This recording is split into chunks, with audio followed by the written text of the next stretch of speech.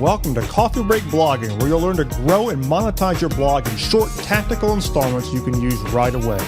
Now here's the next episode in our series. Welcome back to another installment of Coffee Break Blogging, where this isn't just another podcast, it's a full course on building an online business based around blogging from scratch. My name is David Risley, and if you want to catch up with us from the beginning, go to coffeebreakblogging.com to view the full archive. Okay, so let's talk about our topic of today, which is haters. Okay, so the last many episodes of Coffee Break, we've been talking about various aspects of monetization. And in the last several episodes, we've been talking specifically about pricing and how to determine price on your product and what to charge. In the last episode, episode 136, I really kind of laid it all out and basically said that you haven't really even started unless you've got an offer, unless you put the offer on the table and named your price. And until you've done that, you really haven't even stepped up to the starting line yet. So with all that said, I want to go to the next topic here, and that is the haters. Now, I want to speak specifically to those of you who are afraid that your audience is going to retaliate when you put the offer out there and actually start charging for money. You're going to have people, and it might not even happen. Every audience is a little bit different, but there's always that fear that people are going to think that you've sold out. And that some people might actually say that you've sold out, or they might say various other things. And essentially, they'll just hate on you because you actually had the balls to go out there and name your price and ask them to buy something. Okay. Now, it could very well be for your audience that that's just not going to become a problem. So you got to keep in mind here that it could be that you're turning this into a much bigger deal in your head than it's actually going to be, in which case I highly encourage you to just forget about it and move on and just get it done. But we are going to talk about, what do you do if it actually happens, okay? Because if you don't have that confidence in place already, you're kind of sticking your neck out there with your first offer. You don't really know what to expect yet. And then somebody comes out, even if it's only one person, and says you've sold out, and they start calling you names, it can really affect your confidence. It can really have you second guessing everything. It might actually have you feeling guilty for actually asking somebody to give you money. That is not the way you want to feel about this, because if you put something of value out there that you truly think is going to help people and you ask for money, the last thing that you want to do is feel guilty about that, because you're not doing anything wrong. This is the way the world works. This is how business transacts. You put value out there, and those who want it, who think that they could use it, can buy it. Those who don't want it simply don't buy it. But the last thing that you want to waste your time thinking about is that those people who won't buy it can sit there and try to give you a guilt complex for offering it in the first place, okay? So with that in mind, let's talk about a few truths about the haters. A few things that I want you to keep in mind here if this happens to you or if you're afraid of it, okay? The first thing is you've got to truly ask yourself, and it should be an obvious answer, who owns your blog? Who's the one doing all the work? Who's paying the hosting bill? It's not them, it's you. So with that in mind, do you need their permission to ask for money? Hell no, you don't need their permission. It's your site, you own it, you're the one that does all the work to write great content for them, and if they don't like it, the fact that you've asked for something to money, tell them to screw off. Okay, hopefully you could tell I'm a little passionate about that one. You don't need their permission. It's your site. Tell them to go pound sand, okay? The next truth about the haters, those people who do that were very likely never prospects for anything you ever did anyway, okay? They're not prospects. They were never going to buy from you, so who cares what they've got to say, okay? They're just messing with you. They're not potential customers. It's not like you took a potential customer and did something wrong with your product and they're like, see, you did this wrong. I'm not gonna buy this. You've sold out. No, they were never gonna buy anything from you ever anyway. Okay, that is in very high likelihood that is the exact case there. The third truth here is that they represent a small minority, a very small minority. They can be the squeaky wheel, but they're small.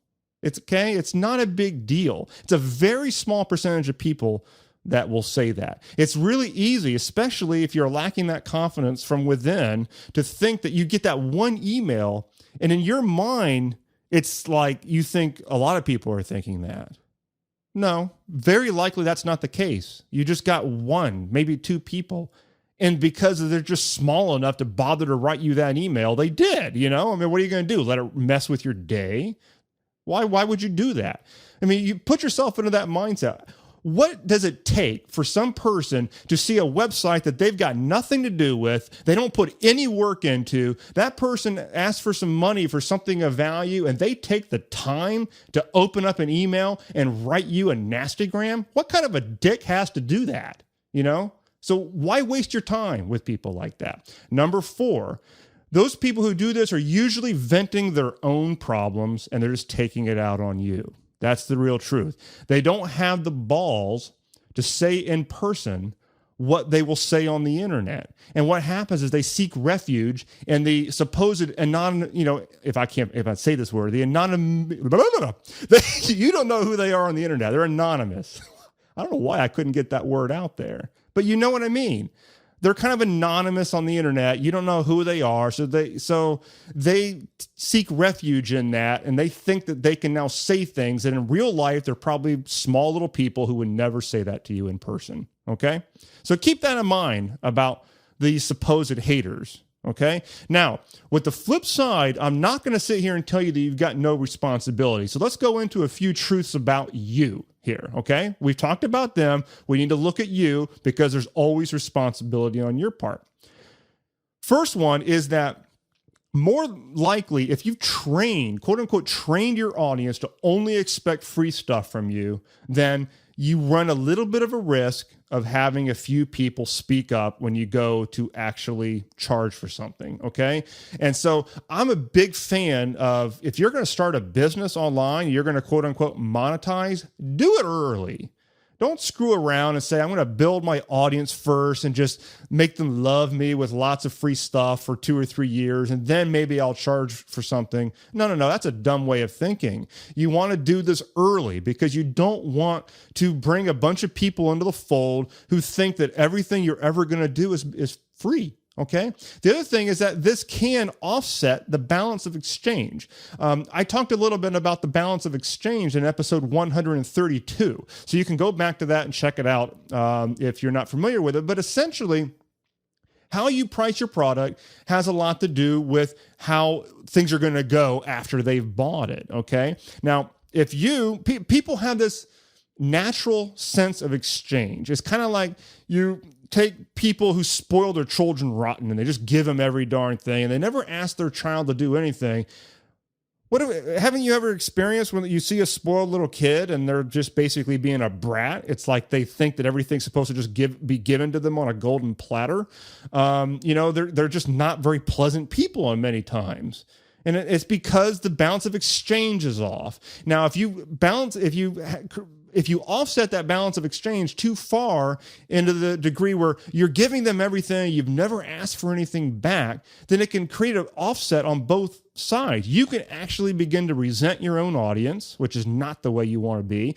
Not only that, your audience actually kind of feels at a gut level that things are a little off balance here because we all have a natural innate sense of exchange. We want to feel like we deserve the things that we get. Okay. We might not always just come out and say that, but it's kind of built into most of us. And if that is offset, there's some elements of guilt that can pop in there. And so if you are running a site and you're giving away massive value and you only do it for free, you've never asked for any money, and you do that for a long period of time, you're setting up a situation there where you are screwing up the balance of exchange with your own audience. So it's imperative that if you're going to give away a lot of stuff for free, that you have things for them to buy. Obviously, they don't have to buy it. If they don't want it, they don't buy it. But you need to have those things there for people to pay you back. And I'm not a big fan of donation buttons, by the way. I see some bloggers doing that. I doubt they ever get used. It's, give people things for their money. Sell them a product, okay? So that's a big truth, is you bear some responsibility if you allow your audience to get to a point where you have people that react this way, okay? The second truth about you is that you need to have some real confidence that the product that you're selling is truly going to be a win for the customer. Okay? If you take something that some one little hater person says seriously, you need to first look at your product and be like, am I truly confident that this product is going to be a real game changer for the person that gets it? Okay? If you know that you're going to deliver that outcome to them, you've got no doubt about it, then what your viewpoint should be is that it would be an absolute disservice to not sell it to somebody. Okay? That's the way you want to feel about it. Okay? So ensure your product is truly a win for your customer. The third truth about you, about how you have some responsibility for this, is that you want to make sure that you don't break any prior agreements that you've made with your audience. If you've got an audience in place that expects free blog posts and all of a sudden you say, the whole site is now paid, well, that's just ripping the rug out from under them, and that's not cool, okay? So you don't want to do things like that. You don't want to just say, no, all of a sudden, all the stuff that was free is now suddenly paid. That's just not a good way to do it, okay? So don't break any prior agreements with your audience. The fourth thing that you want to keep in mind here is that you want to ensure that you keep delivering value. And what I mean by that is you don't want to break off communication with all these people out there who you've been talking to for a long time with blog content and in the comments and all that, and suddenly you just clam up and say, you can't talk to me unless you pony up. That's not a cool thing to do. You are actually taking all these lines of communication that you had with those people and you're just breaking them. You're cutting them. And that's a stupid thing to do, okay? So you always want to make sure that all those lines of communication that were open for free with your audience remain so, and that the products that you offer are over and above that. For those people who want to take the next step and work with you more directly and get more, predictable results on something, have those people buy. But you don't want to break off communication with everybody else who's not a customer of you. You never know. They might very well become a customer to you later, okay?